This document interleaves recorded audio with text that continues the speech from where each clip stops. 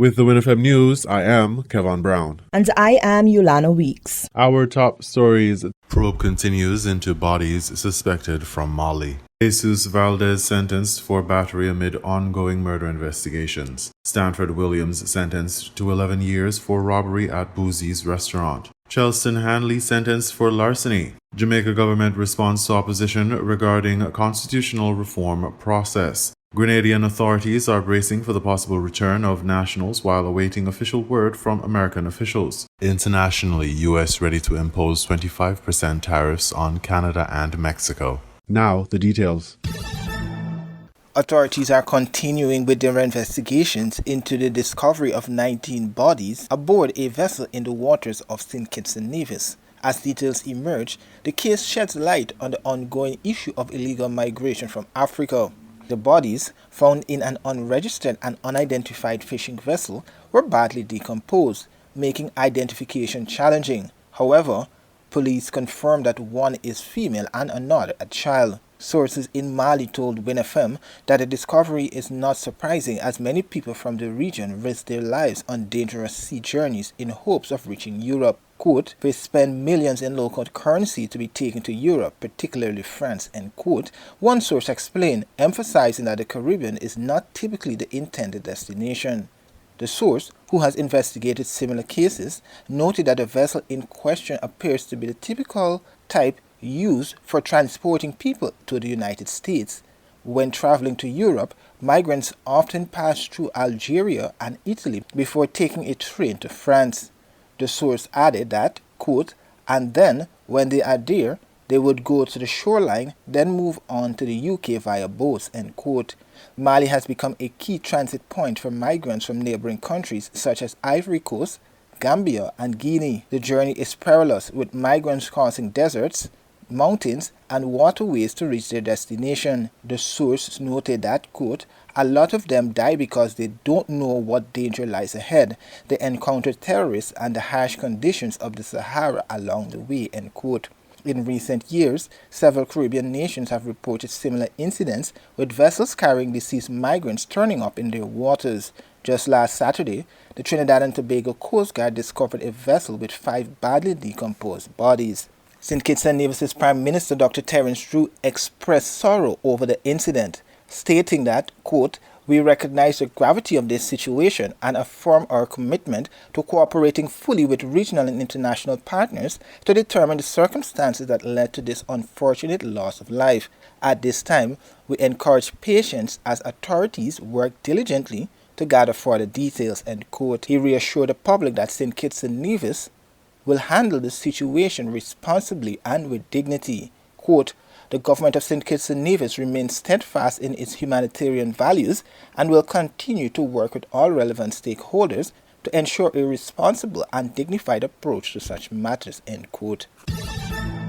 In a significant development in the ongoing legal saga surrounding Jesus Valdez, the resident of John Street, Newtown, St. Kitts, he was sentenced to 7 months in His Majesty's prison for battery. Her Honor, Sherry Ann Liburd Charles, delivered this ruling at the Bastia Magistrates Court on January 28, 2025. Valdez's legal troubles, however, extend far beyond this latest conviction, as he faces multiple charges, notably including 2 counts of murder stemming from the tragic events of August 1st, 2024. The local community remains in shock as it grapples with the ramifications of the heinous crimes attributed to Valdez. The early August incident claimed the lives of 30-year-old Devon Paris and 9-year-old Jamarni Smithen, who were reported missing after failing to arrive at a family birthday party intended to take place at the Caribbean Cinema. Preliminary investigations revealed a disturbing sequence of events leading to their untimely deaths, igniting fear and concern among residents in the area. Valdez, whose notoriety escalated following his December 2024 arrest, was charged on December 12, 2024, for the murder of 18-year-old Crisbel Rivera from Katiali. This particular homicide, occurring on April 17, 2024, has further compounded the severity of his current legal standing.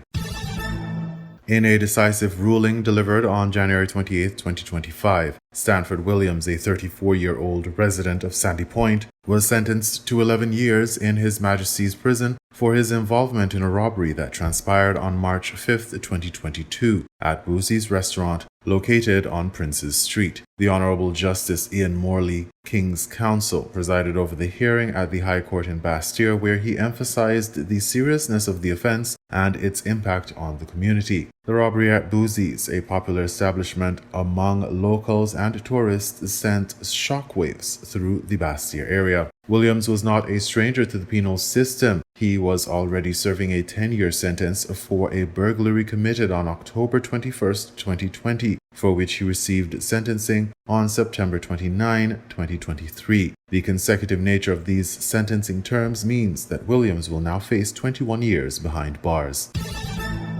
Chelston Hanley, a resident of Newtown, St. Kitts, has been sentenced to 18 months in His Majesty's prison following a conviction for larceny. The offense, which occurred on February 1, 2024, drew considerable attention when Hanley entered a guilty plea during proceedings on January 20, 2025. Her Honor Rhonda Nisbet Brown ultimately handed down the sentence at the Magistrates Court in Bastille on January 27, 2025. Initially, Hanley faced a 3-year prison term. However, the court granted clemency and reduced his sentence by 1 year in recognition of his guilty plea. An additional 6 months was alleviated due to Hanley's time on remand before the sentencing. Consequently, his sentence was finalized at 18 months. In regional news, Jamaica government responds to opposition regarding constitutional reform process. Television Jamaica reports. Minister of Legal and Constitutional Affairs Marlene Malahoo Fort represented Prime Minister Andrew Holness at Wednesday's post-cabinet press briefing in answering questions posed by the opposition leader Mark Golding recently about the constitutional reform process. While I understood the issues, I believe that it would have been more appropriate for him to have requested a meeting with the Prime Minister. Meetings have been held before, and for the issues to be raised. But it was clear that his intention was for the matters to be placed squarely in the public domain. Mr. Golding had indicated that the opposition would withdraw from the committee reviewing the Constitution until several questions are answered. Chief among them, whether the decision for Jamaica to become a republic will be twinned with moving away from the Privy Council and making the CCJ Jamaica's final court of appeal. It is unfortunate because the goals being pursued are national goals that were set. The leader of the opposition himself called upon Prime Minister Holness to make the move on the matter of abolishing the monarchy on the basis that it was agreed between the two sides. And at that time, there was no talk about simultaneously moving the court, because we understand that we have to go through a process. And she further stated that the opposition is failing to understand that there is a process which must be followed. We do not see which court as a matter of a Jamaica Labour Party court. We see it that it will have to be determined in the context of which court will suit the interest of Jamaicans who utilize the court to resolve their disputes. We look on the numbers and the statistics. We have been looking on the infrastructure of the court, the jurisdiction of the court. We have been looking on complaints about how the system is run, the delays in the court, what needs to be done. Which is why the Constitutional Affairs Minister said 3 possible options are being considered, but it will take time. Kelisha Williams, TVJ News. Grenadian authorities are bracing for the possible return of nationals while awaiting official word from American officials. Grenada Broadcasting Network has that story. With the U.S. ramping up its mass deportation policy, Caribbean nationals, including Grenadians, could be among those sent back to their home countries. While Grenadian officials have yet to receive any formal communication from the U.S. authorities regarding deportations, the Immigration and Passport Department of the Royal Grenada Police Force has protocols in place to ensure a smooth reintegration process for any returning deportees. Assistant Superintendent Elian Purcell, attached to the Immigration and Passport Department, explains. So we'll get an official communique via, sometimes it comes via the Ministry of Foreign Affairs, Home Affairs, or sometimes it comes directly to us by email. So we will be allotted in advance prior to the arrival of the individual. There are some cases where they are not too sure about the identity of the individual, and they will ask us to verify the identity of the individual. And we will normally do that and send correspondence back to the consulate office. The officer stated that in case of uncertainty, officers may need to verify an individual's nationality before they are repatriated. For those who have served prison time or committed offences while in the U.S., the RGPF will be provided with details of their criminal history upon arrival. So they will send the offences that the person would have committed in the U.S. Time already served, so you cannot incarcerate the individual in Grenada again. So what we do, we would normally have the criminal investigation department come and interact with them at the airport, just for our internal records, so that if that person reoffends while they are on island, we'll be able to check our database to see if that person is culpable in any way at all. However, Purcell clarified that the department is not responsible for notifying family members of deportees upon their return. We are not in any way charged with the responsibility of informing family members, and we do not inform them. I do not know if the U.S. Home Affairs. We now bring you these international reports. To the US, where the self-imposed deadline set by President Trump to introduce trade tariffs on Canada and Mexico is fast closing in. Speaking on Thursday, the president said that it was yet to be decided if oil would be included in that 25% tariff on imports he said would be coming in on Saturday. This is what he said. We'll be announcing the tariffs on Canada and Mexico for a number of reasons. Number one is the people that have poured into our country so horribly and so much. Number two are the drugs, fentanyl, and everything else that have come into the country. And number three are the massive subsidies that we're giving to Canada and to Mexico in the form of deficits. And I'll be putting the tariff of 25% on Canada and separately 25% on Mexico.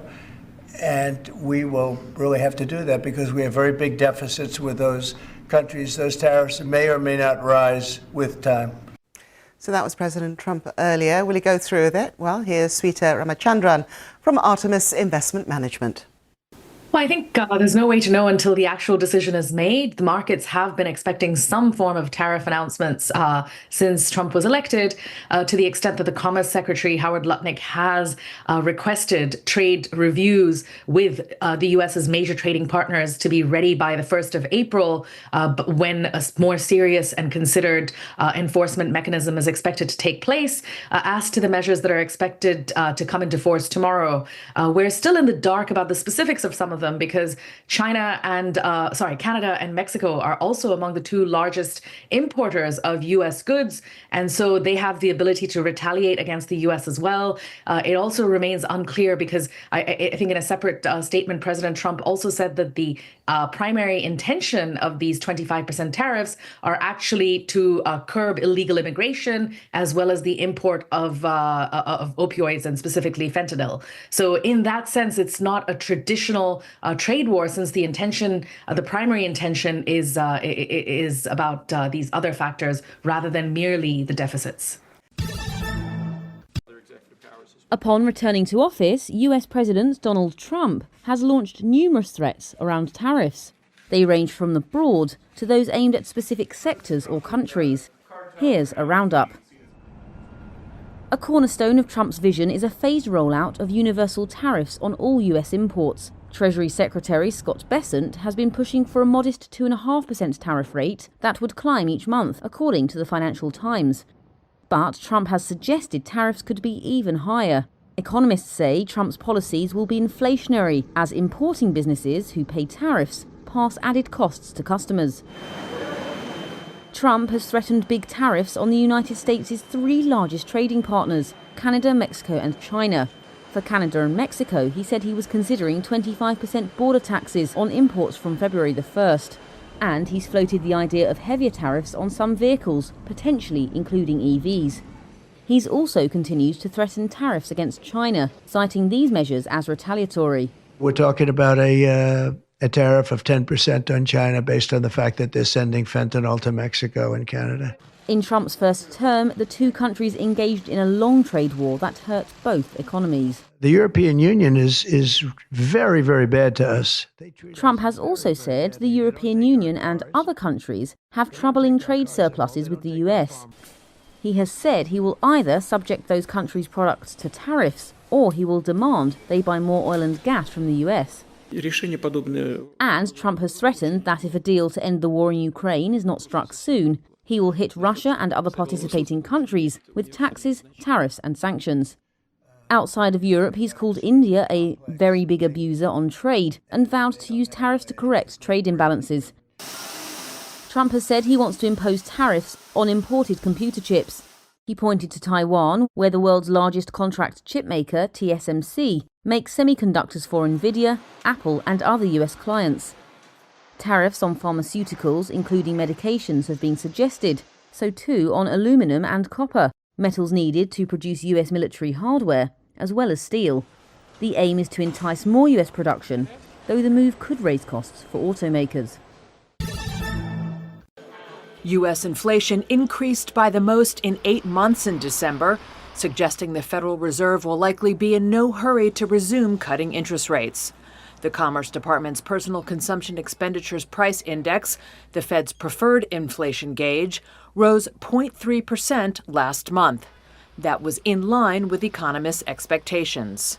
The annual inflation rate through December rose 2.6%, the biggest gain in 7 months.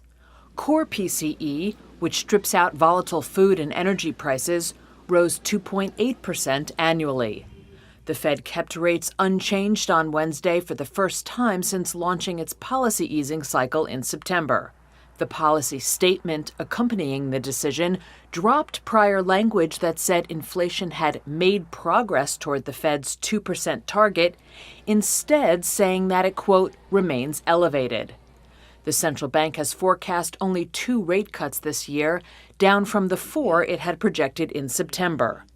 That reflected uncertainty about the economic impact of President Donald Trump's plans for tax cuts, broad tariffs on imports, and an immigration crackdown, which economists view as inflationary. Rwandan-backed rebels appear keen to show they can not only seize the biggest city in Eastern Democratic Republic of Congo, but also govern it. That's a stark contrast to the last time M23 took Goma, back in 2012. Then they withdrew a few days later. But this time, how well the rebels can maintain order and run services in a city of 2 million people could be key to determining if their offensive expands or is doomed to failure. At a press conference, Corneille Nangaa, head of the Congo River Alliance that includes M23, said they had found Goma to be a wounded city, traumatized and fearful. We are here in Goma to stay as Congolese and to protect the population against threats. We will continue the march of liberation all the way to Kinshasa. The former president of Congo's election commission pledged to get children back in school within 48 hours and to open a humanitarian corridor so displaced people could return home. Since Goma's capture, power and mobile data services, which had been down for days, have also returned. The border with Rwanda, a lifeline for the city, has reopened. And M23 officials said they had trained up hundreds of administrators who were ready to deploy. However, the World Food Programme has expressed concern over the lack of aid access to Goma and surrounding displacement camps. It warned that people are running out of food, medical care and drinking water. On Thursday, these Goma residents were turning to Lake Kivu after fighting disrupted the city's water supplies. Bonchance Mapendo said he was praying this would be his last trip. Because we, the people, are the ones they came to govern. And without water, we cannot live. They must do everything possible to restore our water supply. What's at stake is a potential return to the situation that arose in the 1990s and 2000s. Back then, Rwanda, Uganda and their proxy forces occupied and ran Congo's mineral-rich eastern borderlands, managing trade, communications and transport. In the 3 years since M23 reignited its rebellion, having been dormant for a decade, it set up parallel administrations in areas it's conquered, UN experts said in June. That involved taxing civilians and businesses and rolling out intelligence networks. In December, UN experts said the insurgents had generated an income of $800,000 per month after taking control of Rubaya, the largest coltan mine in the country. But Goma, with its population size, international airport and role as a hub for one of the world's biggest humanitarian crises, remains a far greater challenge. A surge in violence against women in Kenya has spurred many to learn to fight back. At least 97 women across Kenya were killed in femicides between August and October of last year, according to police figures. Members of this class in the Korogocho neighbourhood of Nairobi refer to themselves as Kukujukinge, meaning Grandma Protect Yourself in Swahili. This is 81-year-old Beatrice Mungai. They were capturing old women here in Korogocho. They raped them, killed them, and threw them in the river. Let us say God is great because we got a helper called Jake from America with his wife. When he heard this story, he told us to come together and that he would teach us how to defend ourselves. So we brought together many women and he used to train us at the chief's office. He trained us for 6 months.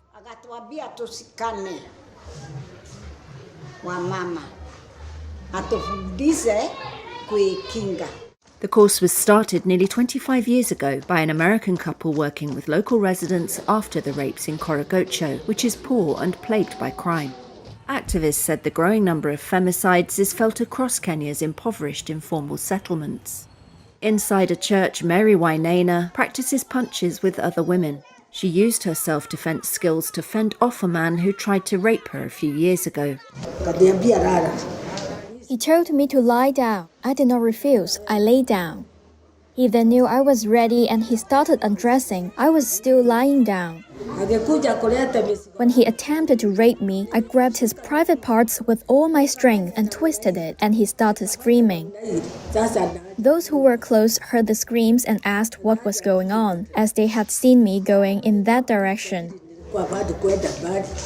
They asked why that man had followed me. I wasn't even the one screaming.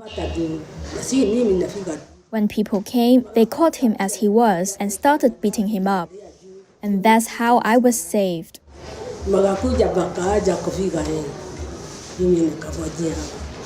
Gender-based violence has long been a major problem because of patriarchal views, socio-economic inequalities, and insufficient legal protections, researchers say. Kenyan law does not criminalise spousal rape, which means it can only be punished under laws covering non-sexual assaults. Activists say Kenyan police routinely fail to respond to complaints. For now, the Kukujukinge say they can only count on themselves.